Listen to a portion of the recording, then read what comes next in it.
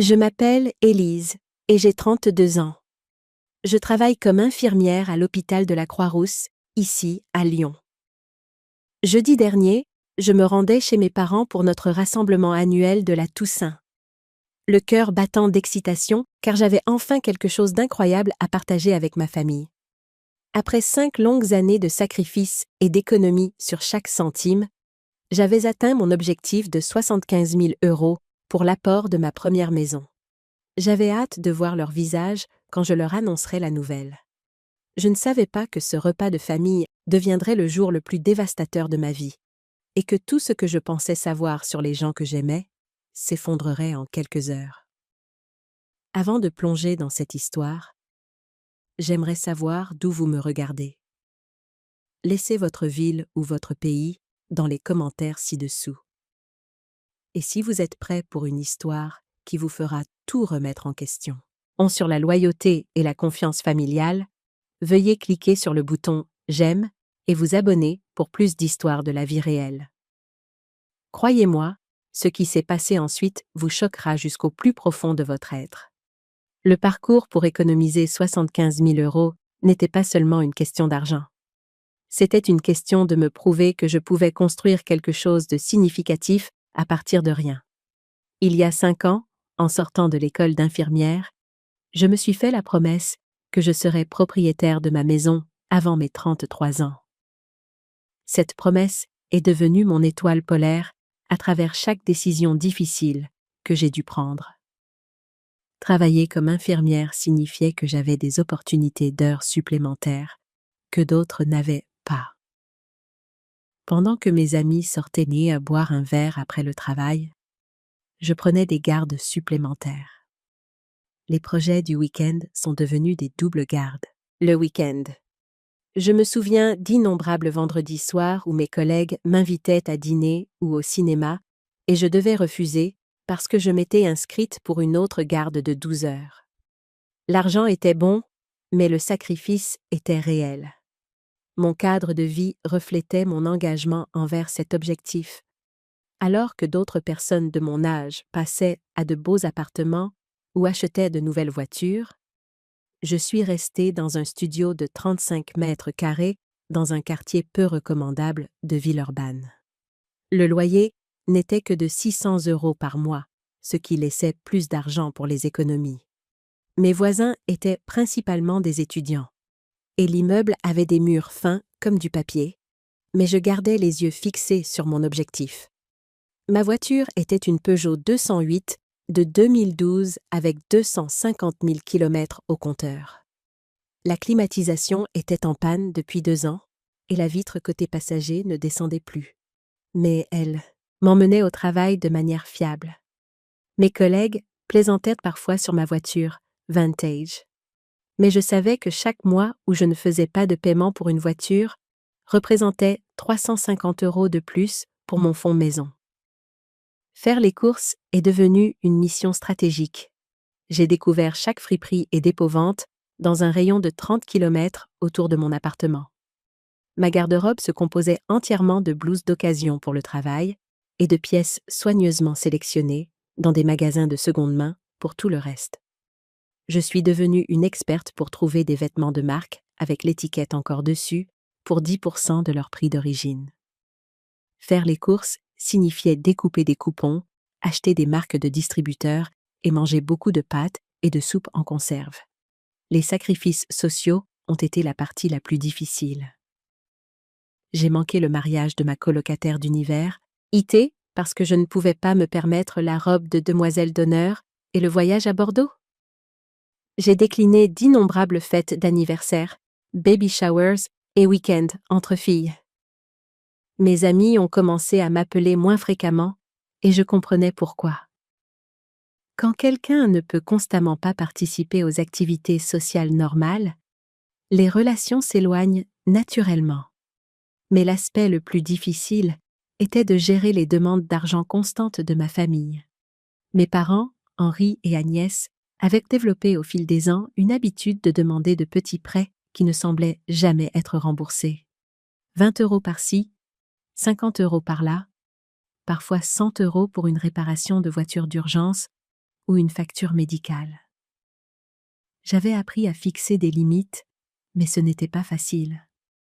2 ans après le début de mon parcours d'épargne, j'ai pris une décision qui s'est avérée plus tard à la fois intelligente et catastrophique.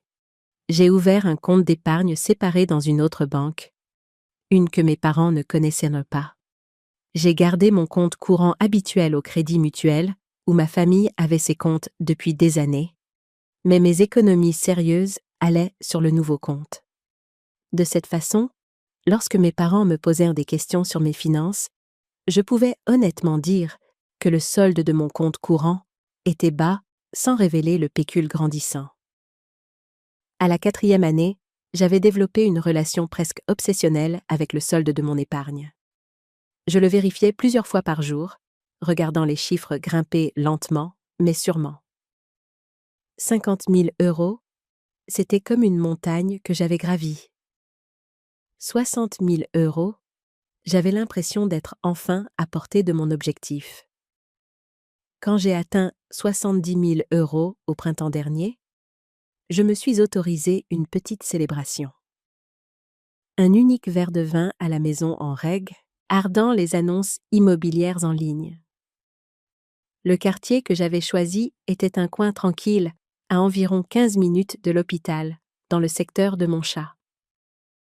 Des rues bordées d'arbres, des maisons modestes mais bien entretenues, de bonnes écoles pour la famille que j'espérais avoir un jour. J'y avais conduit tellement de fois que je savais quelles maisons avaient les plus beaux jardins, lesquelles s'étaient récemment vendues et lesquelles pourraient bientôt arriver sur le marché. J'avais même parlé à un agent immobilier et obtenu une préapprobation pour un prêt immobilier. Le mois dernier, lorsque mon solde a finalement atteint 75 012 €, j'ai ressenti quelque chose que je n'avais pas connu depuis 5 ans. Une joie pure et écrasante. J'avais réussi. J'avais prouvé que la discipline et le sacrifice pouvaient créer des opportunités. J'étais prête à commencer à regarder les maisons sérieusement, prête à passer du rêve à la réalité. Le moment semblait parfait pour partager cette nouvelle avec ma famille à la Toussaint. J'imaginais les visages fiers de mes parents quand je leur parlerais de mon accomplissement. Je visualisais la surprise et le respect de mon frère Julien. Je pensais même que cela pourrait inspirer d'autres membres de la famille à poursuivre leurs propres objectifs financiers. J'étais si naïve quant à ce qui m'attendait réellement. Le trajet jusqu'à la maison de mes parents aurait dû être rempli d'excitation. Mais quelque chose m'a semblé différent dès que je me suis garée dans leur allée. La maison avait l'air différente, plus belle. La porte d'entrée avait été peinte d'un riche bleu marine, et il y avait de nouveaux volets à toutes les fenêtres. L'aménagement paysager semblait avoir été fait par un professionnel, avec des arbustes d'apparence coûteuse et un nouveau chemin en pierre menant à la porte d'entrée. J'étais venue, il y a seulement d'un seul coup, 2 mois pour l'anniversaire de ma mère, et aucune de ces améliorations n'était là. Mes parents avaient toujours été des gens économes, du genre à réparer une fuite de toit avec du ruban adhésif plutôt que d'appeler un professionnel. Voir ces signes évidents de dépenses importantes m'a rendue curieuse, mais j'ai supposé qu'ils avaient économisé pour des rénovations. En franchissant la porte d'entrée, ma confusion s'est accrue. Le salon avait été complètement transformé. Fini le tapis beige usé qui était là depuis au moins 15 ans, remplacé par un magnifique parquet. Le vieux canapé d'angle avait été remplacé par un ensemble de meubles assortis en cuir bordeaux riche. Même la table basse et les tables d'appoint étaient neuves, faites de ce qui semblait être du bois massif plutôt que les meubles en aggloméré dont je me souvenais. Ma mère, Agnès, m'a accueillie avec une étreinte inhabituellement enthousiaste. Elle semblait presque étourdie, les yeux brillants d'excitation. « Élise, ma chérie, bienvenue à la maison. Viens voir ce que nous avons fait de l'endroit. » Son énergie semblait différente, plus animée que je ne l'avais vue depuis des années. D'habitude, ma mère était réservée, voire pessimiste. Mais aujourd'hui, elle sautillait presque sur place. Mon père, Henri, était dans la cuisine, et je pouvais l'entendre siffler. Mon père ne sifflait jamais. C'était un homme silencieux qui exprimait sa satisfaction par des hochements de tête et des grognements, pas par des mélodies joyeuses. Quand je suis entrée dans la cuisine, je me suis arrêtée net. Tout l'espace avait été rénové. Des comptoirs en granit avaient remplacé le vieux stratifié. Les portes des placards avaient été refaites avec une finition en merisier riche. Tous les appareils électroménagers étaient neufs et en acier inoxydable, y compris un immense réfrigérateur qui semblait appartenir à un restaurant. Pa, c'est incroyable, ai-je dit, passant ma main sur la surface lisse du granit. Quand avez-vous fait tout ça? Il rayonnait de fierté, bombant le torse comme un pont. Nous avons terminé le mois dernier. Nous avons fait une bonne affaire surtout parce que nous avons payé comptant. Pas de frais de financement, pas de paiement d'intérêt. Parfois, ça paie d'être malin avec l'argent. Le commentaire m'a semblé étrange. Mes parents n'avaient jamais été du genre à avoir de grosses sommes d'argent liquide de côté. Mon père avait travaillé comme mécanicien pendant 30 ans avant de prendre sa retraite et ma mère avait été secrétaire à temps partiel. Ils vivaient confortablement, mais modestement, de leur pension de retraite. Ce niveau de rénovation aurait coûté au moins 40 000 ou 50 000 euros, peut-être plus. Mon frère Julien est arrivé avec sa femme Marlène juste au moment où je digérais la transformation de la cuisine. Julien, t'es mal à l'aise dès son entrée, évitant le contact visuel et se dirigeant directement vers le réfrigérateur pour prendre une bière. C'était un comportement inhabituel pour mon frère normalement extraverti. Nous avions toujours été proches et il m'accueillait généralement avec une grande étreinte et des blagues sur mon emploi du temps. Marlène semblait nerveuse aussi, tripotant son sac à main et vérifiant son téléphone à plusieurs reprises. Quand j'ai complimenté les rénovations, elle m'a fait un sourire crispé et a marmonné quelque chose sur le fait que ça devait être bien de pouvoir se permettre de telles choses. Son ton avait une pointe que je ne pouvais pas tout à fait interpréter. La conversation du dîner semblait surréaliste. Mes parents n'arrêtaient pas de faire de vagues références à de nouvelles opportunités et à des investissements intelligents. Ma mère a mentionné à quel point c'était agréable de pouvoir enfin s'offrir les belles choses de la vie. Mon père a parlé de l'importance de l'entraide familiale et de comment ce qui appartient à l'un d'entre nous appartient à tous. Ces déclarations philosophiques étaient complètement inhabituelles pour eux deux. Pendant que nous mangions, j'ai remarqué d'autres changements dans la maison. De nouveaux rideaux en tissu d'apparence coûteuse pendaient dans la salle à manger. Le vieux tapis du couloir avait été remplacé par le même parquet que celui du salon. Même les luminaires avaient été remplacés par quelque chose qui semblait provenir d'un magasin de bricolage haut de gamme comme le roi Merlin. Alors, comment avez-vous économisé pour tout ça? Ai-je demandé pendant le dessert, en essayant de garder un ton décontracté. Vous avez dû mettre de l'argent de côté pendant des années? Mes parents ont échangé un regard qui a duré juste un instant de trop. Le sourire de ma mère a légèrement vacillé avant qu'elle ne se reprenne. « Oh, tu sais comment c'est, ma chérie. Quand tu veux vraiment quelque chose, tu trouves un moyen de le réaliser. Parfois, des opportunités se présentent quand on s'y attend le moins. » Mon père a acquiescé d'un air sage. C'est exact. Parfois, l'argent dont tu as besoin est plus proche que tu ne le penses. La famille prend soin de la famille et tout s'arrange comme il se doit. Ces réponses énigmatiques ont commencé à me retourner l'estomac. Quelque chose n'allait vraiment pas, mais je ne pouvais pas mettre le doigt dessus. Ce qui me dérangeait le plus, c'était la chronologie. Il y a 2 mois, aucune de ces rénovations n'avait commencé. Un travail de haute qualité comme celui-ci prendrait des semaines à réaliser, ce qui signifiait qu'ils avaient commencé le projet peu de temps après ma dernière visite.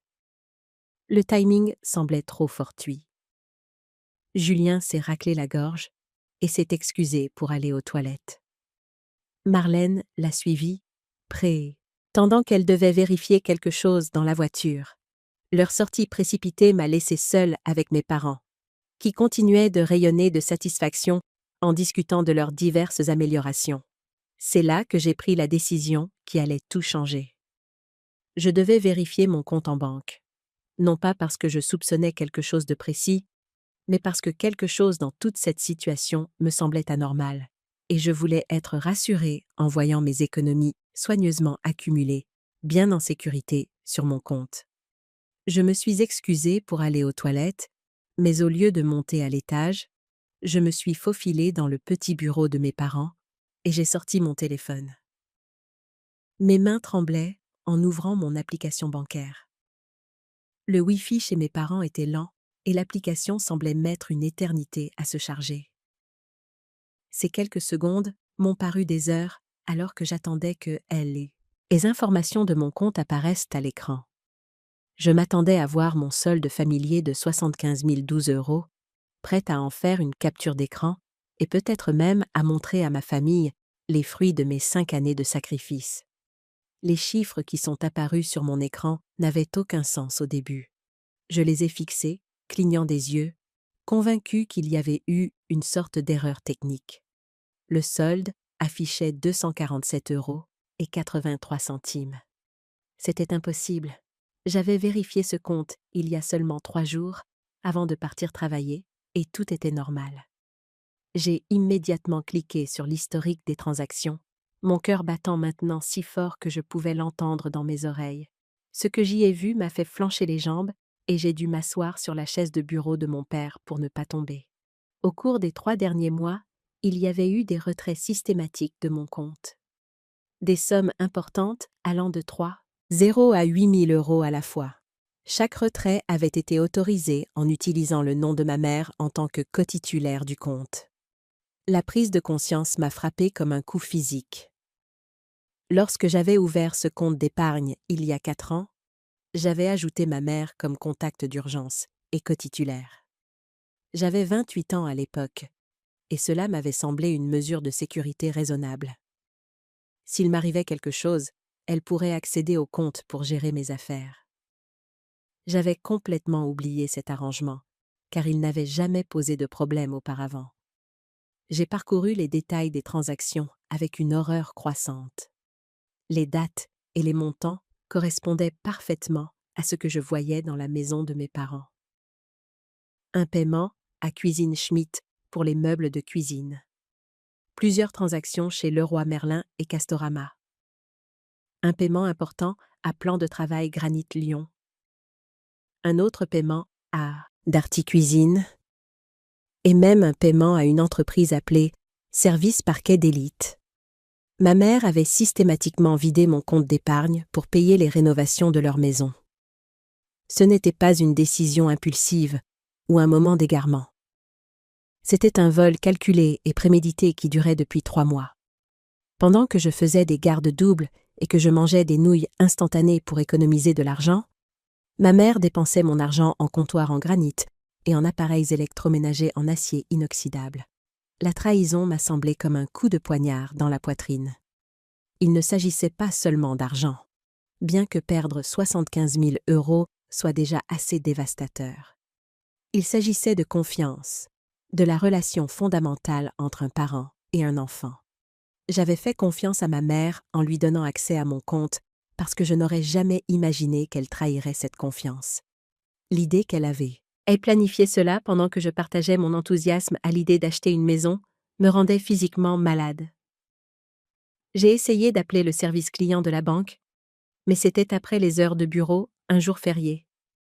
Le système automatisé m'a proposé de me connecter au service de prévention de la fraude, mais ces bureaux étaient également fermés. J'étais piégée dans cette maison avec les personnes qui avaient volé tout mon avenir, et il n'y avait aucun moyen immédiat d'obtenir de l'aide. Je suis restée assise sur cette chaise de bureau pendant plusieurs minutes, essayant de digérer ce qui s'était passé.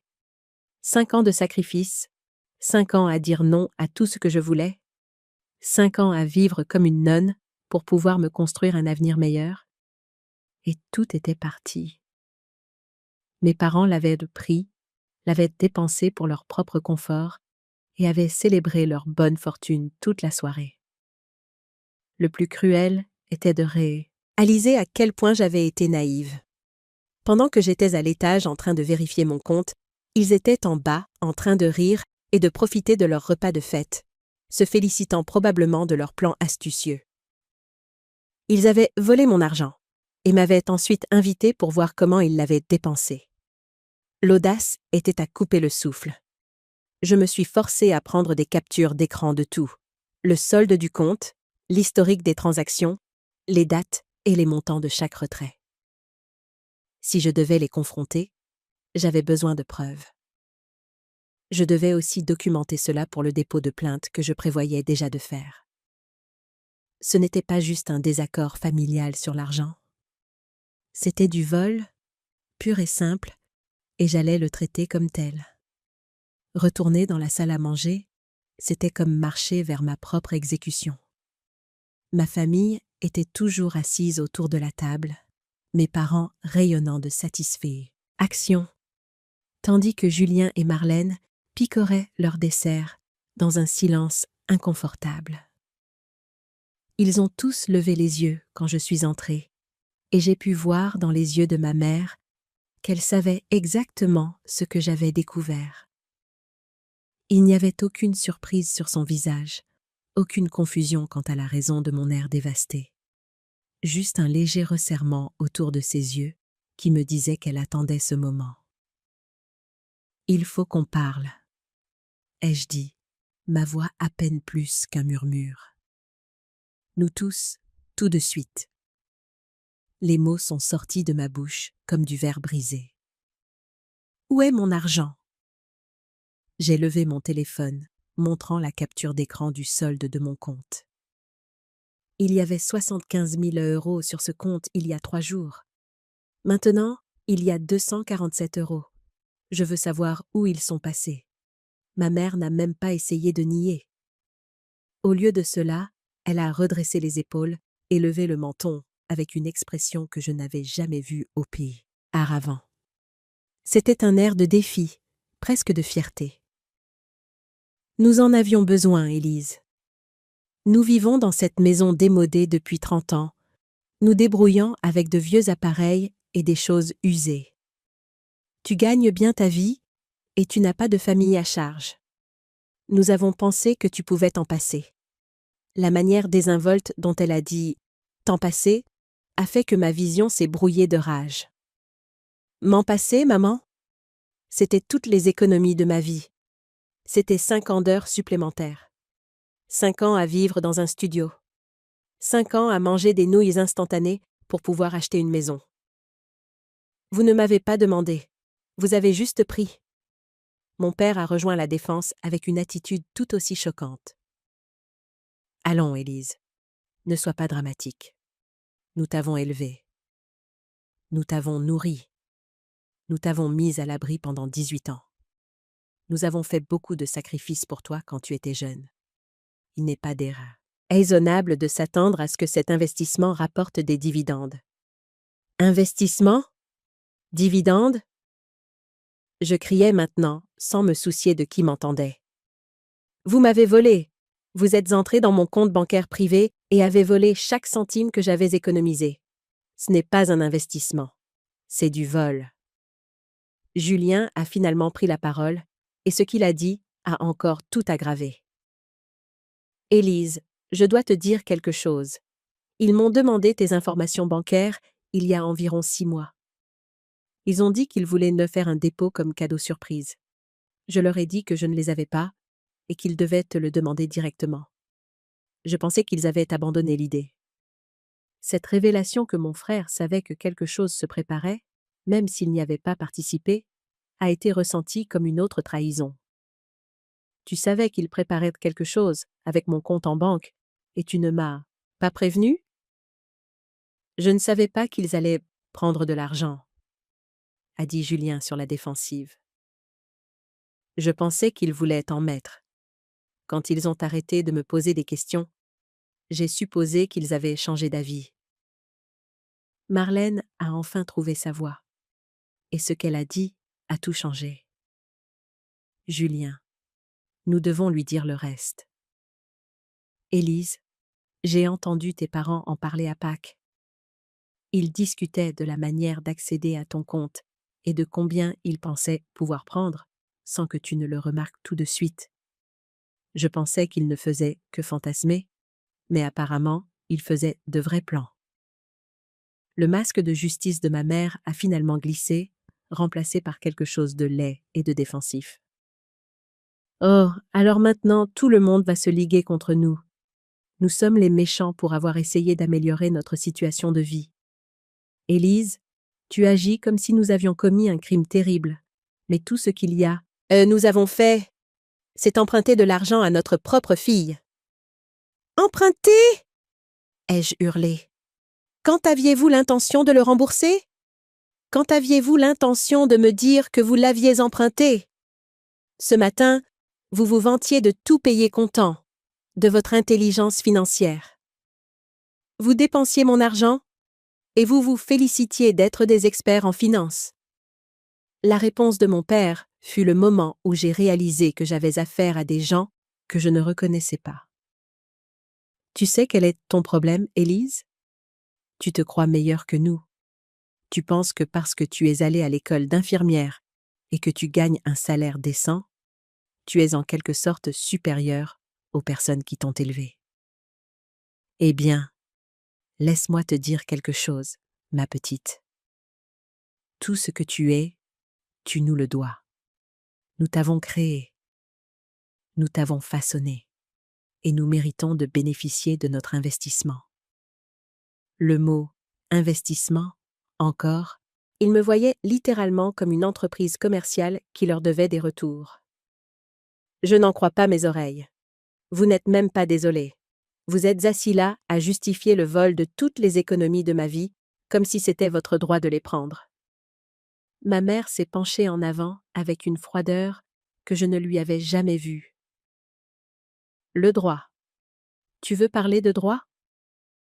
Nous avons le droit d'attendre de la gratitude de nos enfants. Nous avons le droit d'attendre que nos sacrifices soient reconnus. Tu gagnes 45 000 € par an, Élise. Tu économiseras à nouveau cet argent. Ce n'est pas comme si nous t'avions laissé sans rien. 45 000 € avant impôt, ai-je rétorqué. Et il m'a fallu 5 ans pour économiser 75 000 €. 5 ans sans vie sociale, sans vacances, sans beaux vêtements, sans appartement décent. 5 ans de sacrifices que vous venez d'effacer en 3 mois pour avoir des comptoirs en guerre, Annie. Julien a essayé de servir de médiateur, mais ses paroles n'ont fait qu'empirer les choses. Écoutez, peut-être qu'on peut trouver un arrangement. Peut-être que maman et papa peuvent te rembourser au fil du temps. Mettre en place une sorte de plan de paiement. Ma mère a ri. Elle a littéralement ri à cette suggestion. La rembourser? Avec quel argent? Nous sommes à la retraite, Julien. Nous vivons de nos pensions. Nous n'avons pas d'argent supplémentaire qui traîne pour rembourser des prêts. Alors vous n'auriez pas dû dépenser de l'argent que vous n'aviez pas. Ai-je dit, ma voix maintenant d'un calme mortel. Vous n'auriez pas dû voler de l'argent qui n'était pas à vous. Mon père s'est levé de table, le visage rouge de colère. Ça suffit. Tu es irrespectueuse et ingrate. Nous sommes tes parents et tu ne nous parleras pas comme ça dans notre maison. Si tu ne peux pas nous montrer le respect que nous méritons, alors tu devrais peut-être partir. La menace flottait dans l'air comme un gaz toxique. Après avoir volé tout ce pour quoi j'avais travaillé, ils menaçaient maintenant de me couper de la famille si je n'acceptais pas leur vol avec grâce. C'était du chantage affectif en plus du vol financier, et cela a clarifié tout ce que je devais savoir sur ces personnes. Quelque chose de fondamental a changé en moi à ce moment-là. La fille dévastée et trahie a été remplacée par quelqu'un que je n'avais jamais été auparavant. Une femme qui refusait d'être une victime. J'ai regardé mon père, debout, le visage rouge et menaçant. Et j'ai ressenti une clarté que je n'avais jamais connue de ma vie. Tu as tout à fait raison, papa. Je devrais partir. Mais pas parce que je suis irrespectueuse. Je devrais partir parce que j'en ai fini d'être volée, manipulée et victime de chantage affectif par des personnes qui sont censées m'aimer. J'ai sorti mon téléphone et j'ai commencé à composer un numéro.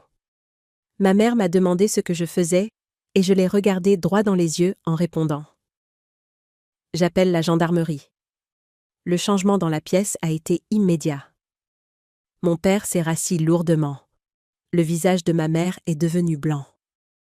Julien a commencé à protester, mais j'ai levé la main pour l'arrêter. Le téléphone sonnait, et quand l'opérateur a répondu, j'ai parlé clairement et calmement. Je dois signaler un vol. Ma mère a utilisé son accès à mon compte bancaire pour voler 75 000 € au cours des 3 derniers mois. J'ai toute la documentation et je suis actuellement sur les lieux où l'argent volé a été dépensé. Mes parents avaient l'air d'avoir reçu une gifle. Ma mère a commencé à dire quelque chose sur le fait que je ne pouvais pas impliquer la police dans une affaire de famille, mais je ne l'écoutais plus. J'ai donné à l'opérateur l'adresse de mes parents et mes coordonnées, et ils m'ont dit qu'un de nos filles, Sierre, serait là, dans l'heure. Pendant que nous attendions, j'ai passé mon deuxième appel. Mon amie d'enfance, Sarah, était maintenant avocate spécialisée en droit de la famille. Et même si c'était un jour férié, elle a répondu à son téléphone. J'ai expliqué la situation rapidement, et elle a immédiatement commencé à me donner des conseils pour tout documenter, et ne signer aucun accord, ni accepter aucune promesse de mes parents. « Élise, a-t-elle dit, je veux que tu comprennes que c'est une activité criminelle grave.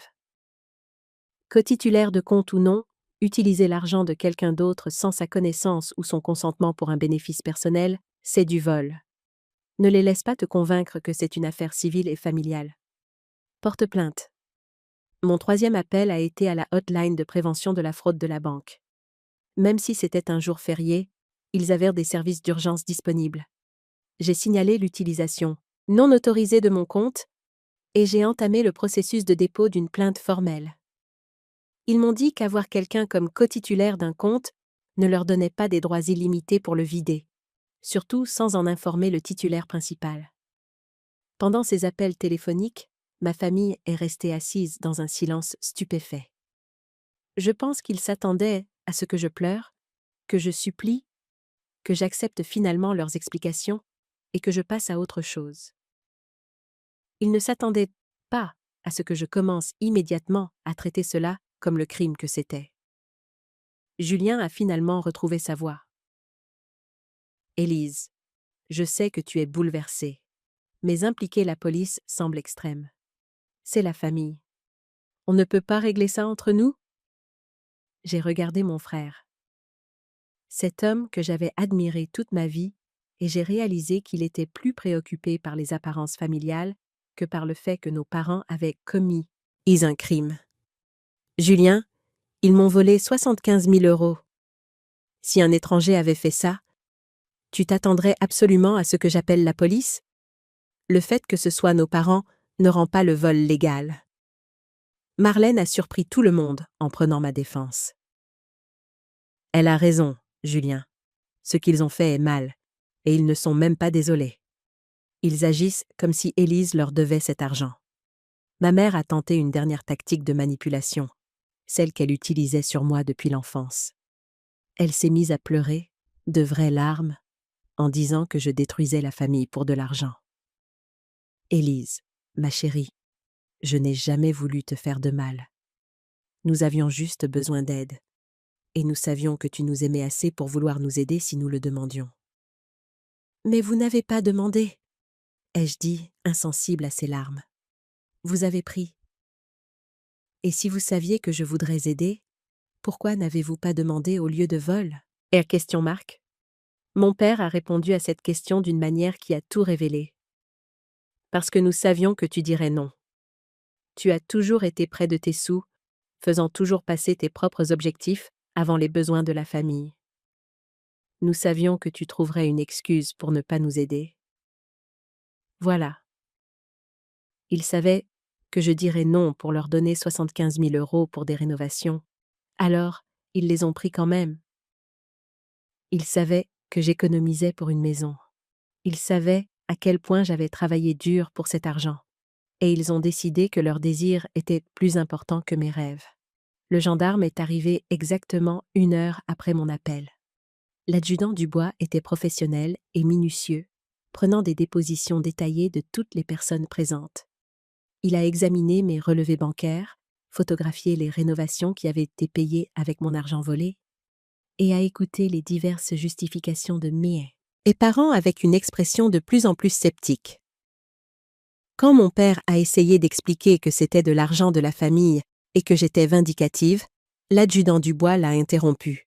« Monsieur, indépendamment des relations familiales, utiliser le compte bancaire de quelqu'un d'autre pour faire des achats sans sa connaissance ou son consentement constitue un vol. Le montant impliqué fait de cela un délit grave, proche du crime. » Il a arrêté mes parents ce soir-là. Là, dans leur belle cuisine fraîchement rénovée, payée avec mon argent volé. Ils ont été menottés et on leur a lu leurs droits. Julien était horrifié, me suppliant de retirer ma plainte. Mais j'en avais fini d'être manipulée. Alors qu'on les emmenait hors de leur maison, ma mère s'est tournée vers moi avec une haine pure dans les yeux. « Tu le regretteras, Élise. Tu détruis ta propre famille pour de l'argent. De l'argent que nous ne pourrons de toute façon jamais te rembourser. » Et c'est là que j'ai dit les mots qui allaient définir le reste de notre relation. « Tu as raison, maman, vous ne pourrez jamais le rembourser. Mais vous allez quand même essayer, parce que ce n'est pas fini. Loin de là. Les semaines qui ont suivi ont été la période la plus sombre de ma vie, mais aussi la plus émancipatrice. Les conséquences immédiates de l'arrestation de mes parents ont été dévastatrices. J'étais essentiellement devenue orpheline par choix, me coupant des personnes qui m'avaient élevée parce qu'elles m'avaient trahie de la manière la plus fondamentale qui soit. Les premières nuits après la Toussaint, j'ai à peine dormi. Je restais allongée dans mon studio, à regarder le plafond, alternant entre la rage et le chagrin. Pendant la journée, je fonctionnais au travail. Mais mes collègues ont remarqué que quelque chose n'allait pas. J'ai finalement confié mon histoire à mon infirmière en chef, Jeanne, qui était devenue une sorte de mentor pour moi au fil des ans. Jeanne a écouté mon histoire avec une stupéfaction croissante, et quand j'ai terminé, elle est restée silencieuse un long moment. Finalement, elle a dit « Élise, j'ai vu beaucoup de dysfonctionnements familiaux en 30 ans de carrière, mais ce que tes parents ont fait dépasse les problèmes familiaux normaux. Ils n'ont pas seulement volé ton argent, ils ont volé ta confiance dans les relations humaines les plus fondamentales. Tu auras besoin d'une aide professionnelle pour surmonter cela. » Elle avait raison. J'ai commencé à voir le docteur Patricia Fournier, une thérapeute spécialisée dans les traumatismes familiaux et l'abus financier. Oui, l'abus financier était une réalité, et ce que mes parents m'avaient fait correspondait parfaitement à la définition. Le docteur Fournier m'a aidé à comprendre que le comportement de mes parents faisait partie d'un schéma de sentiment de droit et de manipulation, haine qui était probablement présent tout au long de mon enfance, mais que j'étais trop proche pour le voir clairement.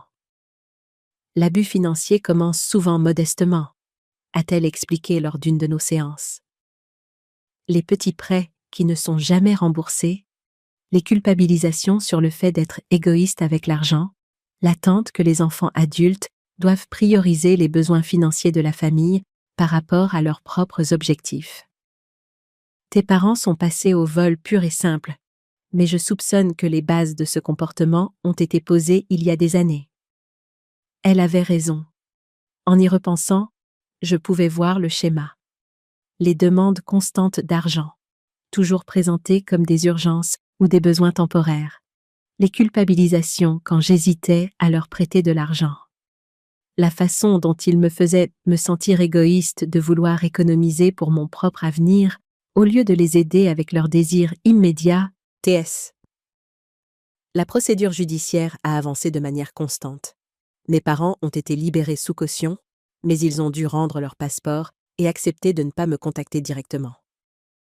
Sarah, mon amie avocate, a pris mon dossier et a engagé des poursuites pénales et une action civile. Les poursuites pénales étaient pour vol aggravé, car le montant dépassait le seuil délictuel dans notre juridiction.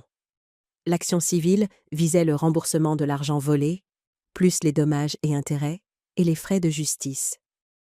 Mes parents ont engagé leur propre avocat, un avocat commis d'office, qui a tenté de faire valoir que l'arrangement de compte joint donnait à ma mère un accès légal au fonds.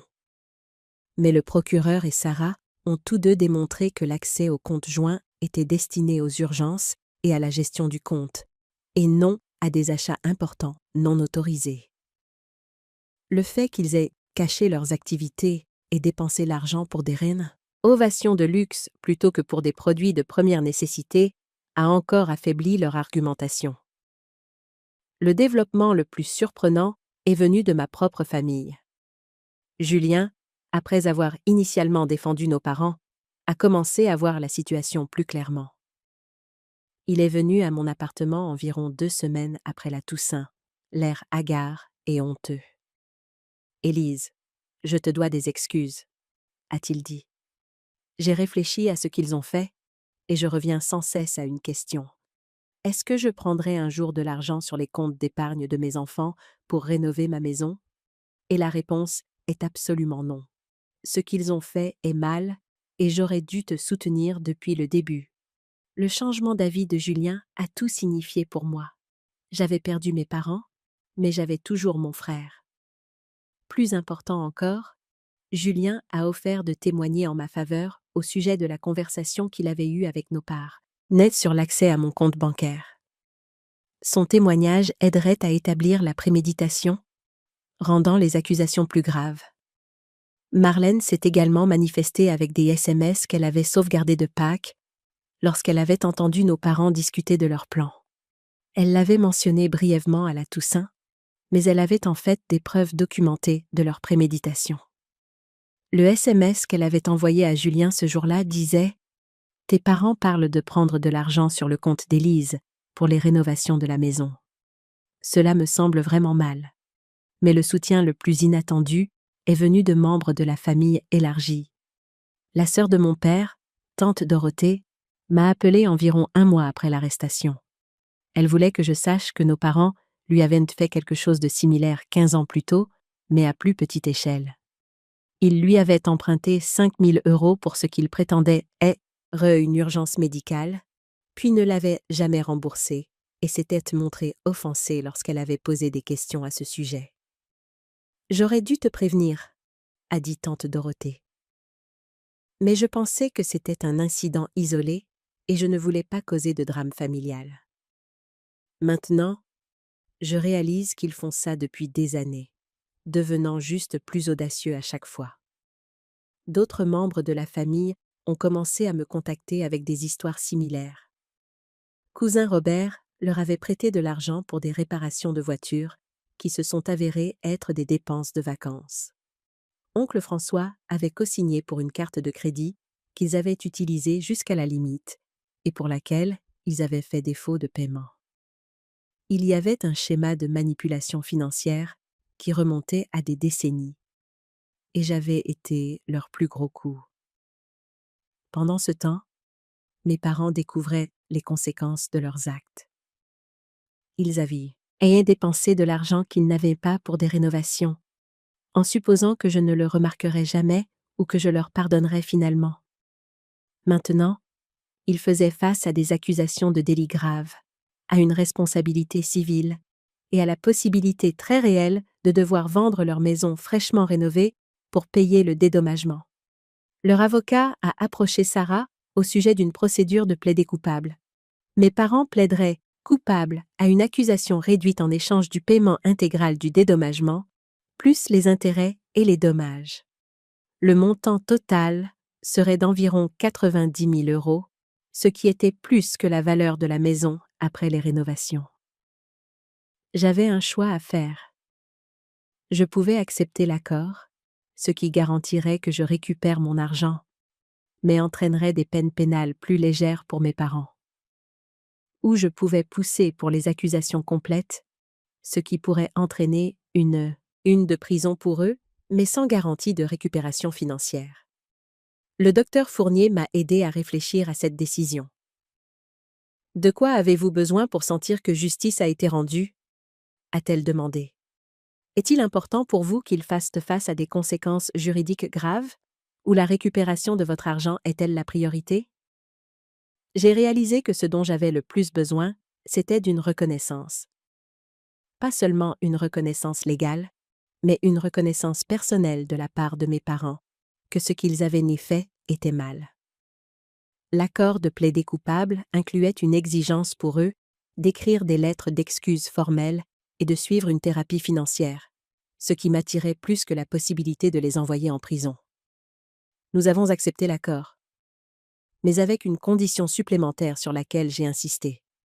Mes parents n'auraient aucun contact avec moi jusqu'à ce qu'ils aient payé l'intégralité du dédommagement et terminé leurs obligations de conseil.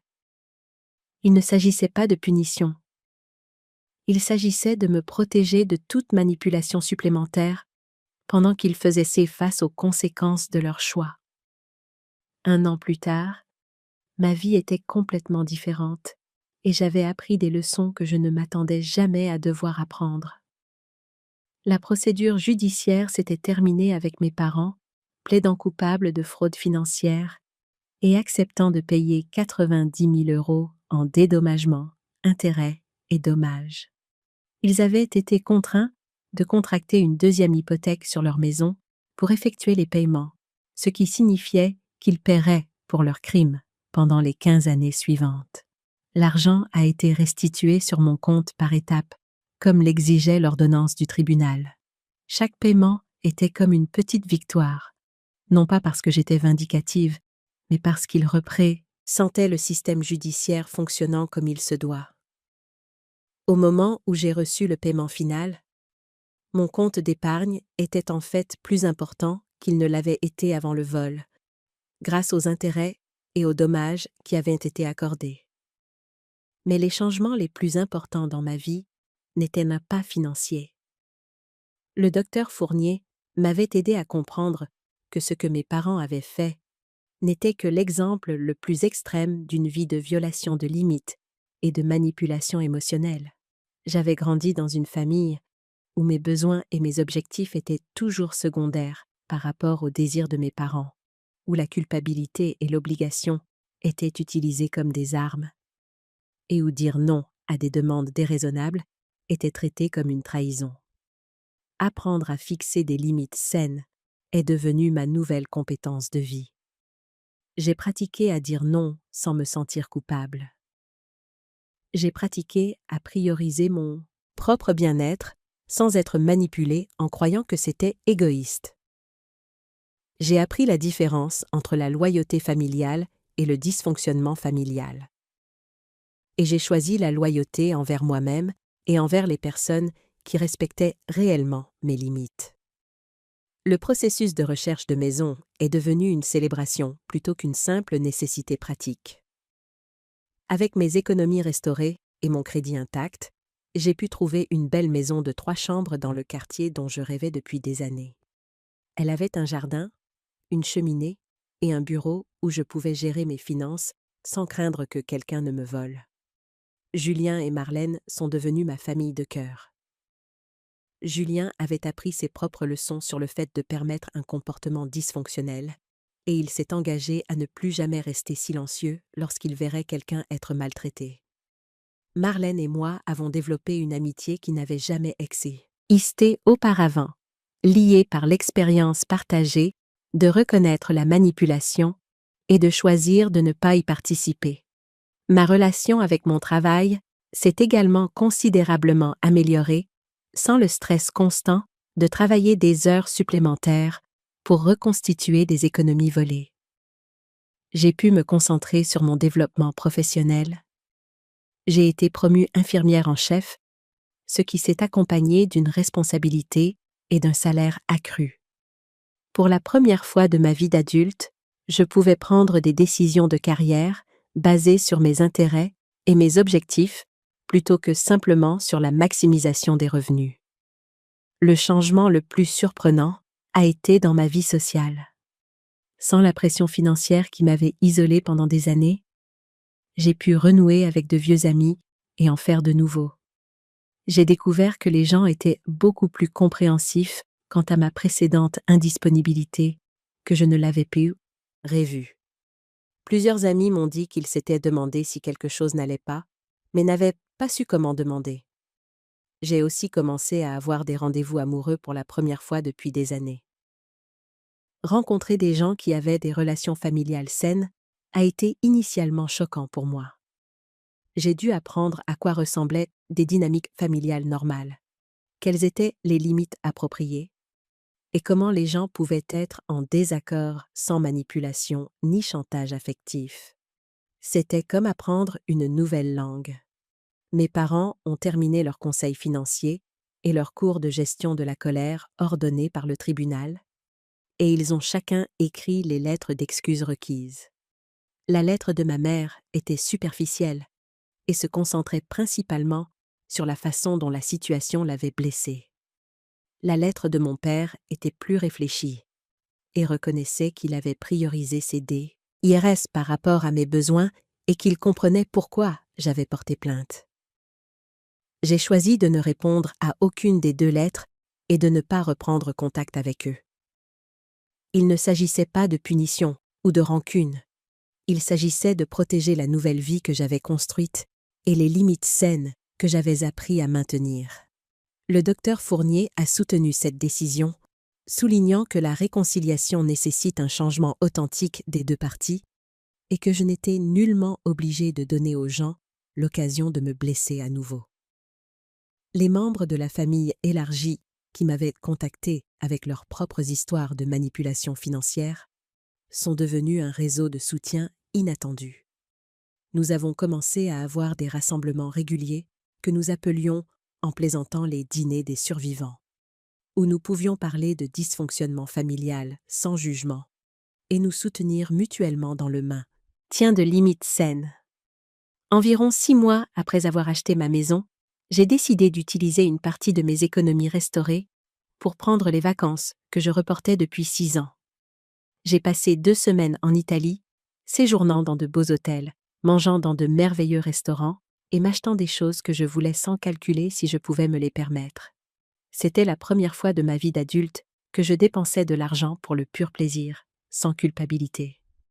Lors de ce voyage, assise dans un café à Rome, j'ai écrit dans mon journal ce que j'avais appris. La leçon la plus importante était que la famille ne se résume pas au lien du sang.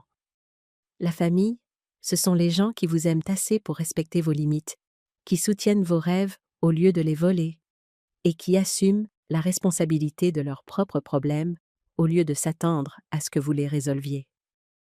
J'ai aussi appris que se défendre, même quand c'est difficile et douloureux, n'est pas égoïste. C'est nécessaire. Permettre aux gens de vous maltraiter ne les aide pas, ni vous. Cela ne fait que permettre un comportement destructeur et enseigne aux gens que vous ne vous estimez pas assez pour exiger le respect. Les leçons financières étaient également importantes. J'ai appris à garder mes économies complètement séparées de l'accès familial, peu importe à quel point les gens semblent dignes de confiance. J'ai appris que l'indépendance financière ne consiste pas seulement à avoir de l'argent. C'est avoir le contrôle sur ses décisions financières. Et j'ai appris que la sécurité de savoir que personne ne peut voler votre avenir vaut plus que toute relation familiale qui vous oblige à rester vulnérable au vol. Au moment où j'écris ces lignes, je suis assise dans mon bureau à domicile, regardant le jardin que j'ai planté moi-même dans la maison que j'ai acheté avec l'argent que j'ai économisé grâce à mon propre travail acharné. Mon compte en banque est sain. Ma carrière est florissante. Et je suis entourée de personnes qui me respectent et soutiennent mes objectifs. Il a fallu l'une des pires trahisons de ma vie pour m'apprendre à quel point la vie pouvait être meilleure lorsque je refusais d'accepter d'être maltraitée. La chose la plus importante que j'ai apprise est que le véritable amour n'exige pas que vous sacrifiez vos rêves, votre sécurité ou votre respect de vous-même. Le véritable amour soutient votre croissance, célèbre vos réussites et respecte vos limites. Tout le reste n'est pas de l'amour, peu importe comment les gens l'appellent ou à quel point ils clament la loyauté familiale. Parfois, la chose la plus aimante que vous puissiez faire pour vous-même est de vous éloigner des personnes qui considèrent votre bien-être comme moins important que leurs désirs. Parfois, la famille que vous choisissez a plus de valeur que la famille dans laquelle vous êtes né. Et parfois, la pire chose qui vous arrive devient la porte vers la meilleure vie que vous n'auriez jamais imaginée. Qu'auriez-vous fait à ma place? Auriez-vous porté plainte contre vos propres parents? Ou auriez-vous essayé de régler les choses au sein de la famille?